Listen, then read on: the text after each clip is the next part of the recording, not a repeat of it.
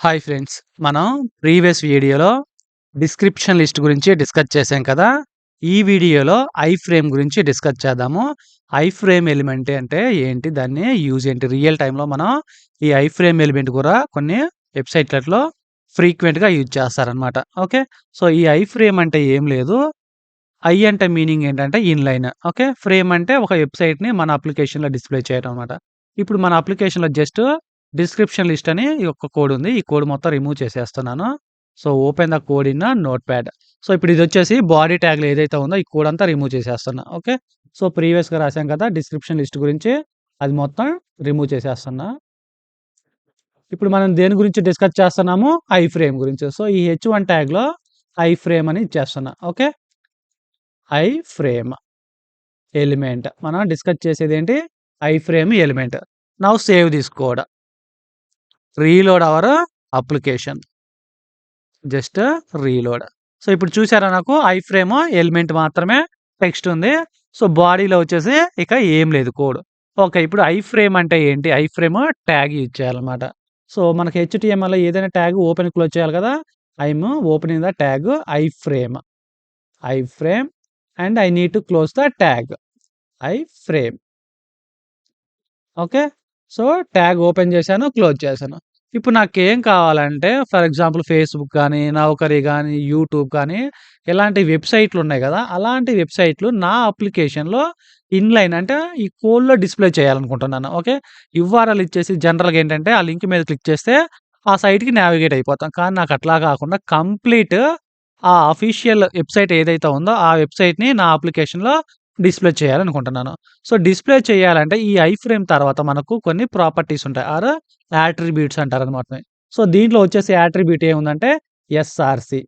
ఎస్ఆర్‌సిలో మనం ఏం చేస్తామంటే మీరు ఏదైతే వెబ్‌సైట్ డిస్‌ప్లే చేయాలనుకుంటున్నారో ఆ వెబ్‌సైట్ యూఆర్ఎల్ ఇవ్వాలి. అయితే మనకు అన్ని అప్లికేషన్స్ వెబ్‌సైట్ మన పేజ్‌లో లోడ్ అవ్వవు. ఎందుకంటే సెక్యూరిటీ రీజన్స్ వల్ల వాళ్ళు మనకు అప్లికేషన్‌ని లోడ్ చేయనివ్వరనమాట. సో, ఇక్కడ వచ్చేసి నేను ఒక అప్లికేషన్ ఇస్తున్నాను.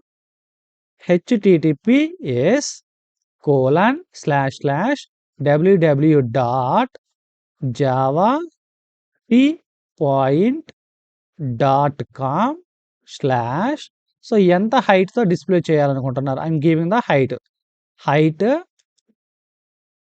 ఈక్వల్ టు నేను డబుల్ కొటేషన్‌లో ఇవ్వాలి. ఓకే. హైట్ వచ్చేసి 200 పిక్సెల్ ఇచ్చేస్తున్నాను. అదే విధంగా ఎంత విడ్త్‌తో మన అప్లికేషన్‌లో డిస్‌ప్లే చేయాలనుకుంటున్నారు? విడ్త్ వచ్చేసి నేను 300 ఇస్తున్నా. ఓకే. 300 మీ ఇష్టం మనకి ఎంత కావాలంటే అంత ఇవ్వచ్చు. డిపెండ్స్ ఆన్ మన application size. Okay. So, now save this code. Okay.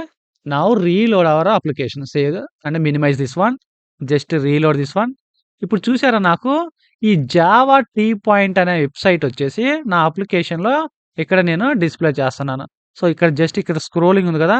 దీన్ని స్క్రోల్ చేసుకుంటూ మనకు కనిపిస్తది. ఇప్పుడు నేను ఎంత హైట్ ఇచ్చాను? 250 పిక్సెల్ ఇచ్చా కాబట్టి నాకు కొంచెం హైట్ తక్కువగా ఉంది.